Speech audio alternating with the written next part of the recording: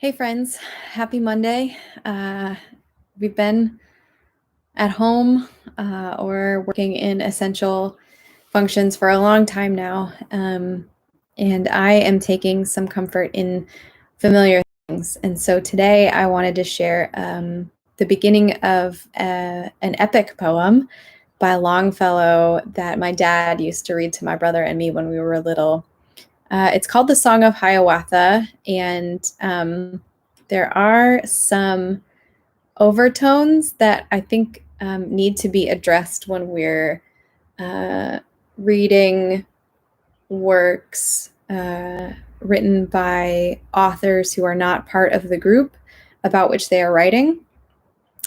So Longfellow was an Anglo-American, and this saga, this poem, is about Native Americans, First Nations, Indigenous people, and Longfellow doesn't get everything right, and Longfellow is writing through his own lens, but I love the images of nature and the kind of rhythm of this poem.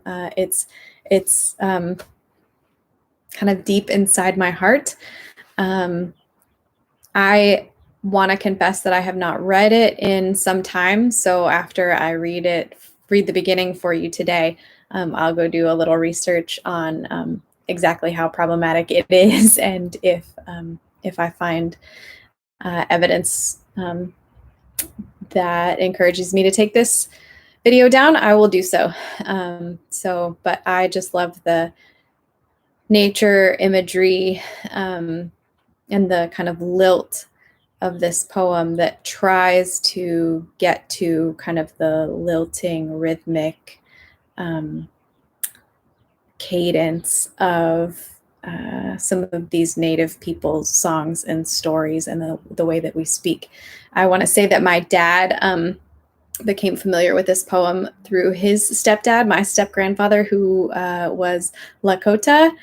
And so part of my love of this poem is also tied up in my memories of him. He died when I was 11, so I did not get a chance to experience as much of his culture as I really wish I had. But again, this poem ties me to both my dad and my step-grandfather, kind of indelibly written in my heart. So I hope you enjoy. This is the beginning of the Song of Hiawatha by Henry Wadsworth Longfellow. Should you ask me whence these stories, whence these legends and traditions, with the odors of the forest, with the dew and damp of meadows, with the curling smoke of wigwams, with the rushing of great rivers, with their frequent repetitions and their wild reverberations as of thunder in the mountains? I should answer, I should tell you, from the forests and the prairies, from the great lakes of the Northlands, from the land of the Ojibways, from the land of the Dakotas, from the mountains, moors, and fenlands, where the heron, the shushuga, feeds among the reeds and rushes. I repeat them as I heard them from the lips of Nawadaha, the musician, the sweet singer. Should you ask where Nawadaha found these songs so wild and wayward, found these legends and traditions, I should answer, I should tell you. In the birds' nests of the forest, in the lodges of the beaver, in the hoof prints of the bison, in the eyrie of the eagle. All the wildfowl sang them to him, in the moorlands and the fenlands, in the melancholy marshes, Chetawaic the plover sang them. Mang, the loon, the wild goose, wawa, the blue heron, the shushuga, and the grouse, the mushkadasa. If still further you should ask me, saying, who was Nawadaha? Tell us of this Nawadaha. I should answer your inquiries straight away in such words as follow.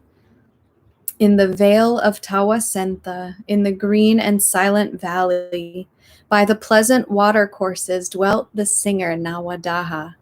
Round about the Indian village spread the meadow and the cornfields, and beyond them stood the forest, stood the groves of singing pine trees, green in summer, white in winter, ever sighing, ever singing.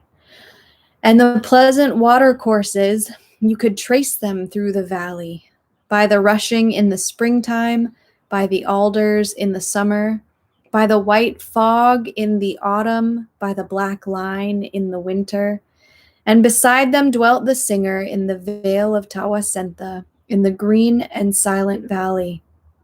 There he sang of Hiawatha, sang the song of Hiawatha, sang his wondrous birth and being, how he prayed and how he fasted, how he lived and toiled and suffered that the tribes of men might prosper, that he might advance his people. Ye who love the haunts of nature, love the sunshine of the meadow, love the shadow of the forest, love the wind among the branches and the rain shower and the snowstorm and the rushing of great rivers.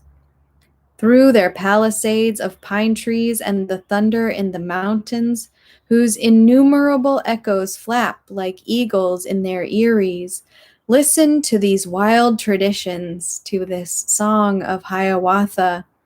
Ye who love a nation's legends, love the ballads of a people that like voices from afar off call us to pause and listen.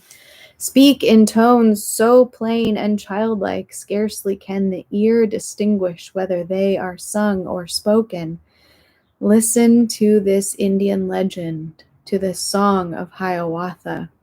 Ye whose hearts are fresh and simple, who have faith in God and nature, who believe that in all ages every human heart is human, that in even savage bosoms there are longings, yearnings, strivings for the good they comprehend not, that the feeble hands and helpless, groping blindly in the darkness, touch God's right hand in that darkness and are lifted up and strengthened. Listen to this simple story, to this song of Hiawatha. Ye who sometimes in your rambles through the green lanes of the country, where the tangled barberry bushes hang their tufts of crimson berries over stone walls gray with mosses, pause by some neglected graveyard for a while to muse and ponder on a half-effaced inscription written with little skill of songcraft, homely phrases, but each letter full of hope and yet of heartbreak, full of all the tender pathos of the here and the hereafter. Stay and read this rude inscription. Read this song of Hiawatha. There you have it, the prologue of the Song of Hiawatha. I hope you're taking comfort in familiar things, in your memories, in your beloved community, and finding ways to connect with that even while we're not able to be together. As always, if there is any way that I or the people of La Jolla United Methodist Church can be supportive to you at this time, I hope you'll reach out. You can send me an email at lbooth@lajollaumc.org. That's lbooth@lajollaumc.org. And we will do our best to provide what support that you need.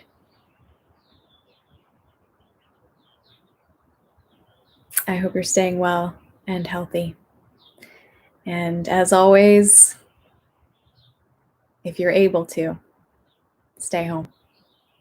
See you next time.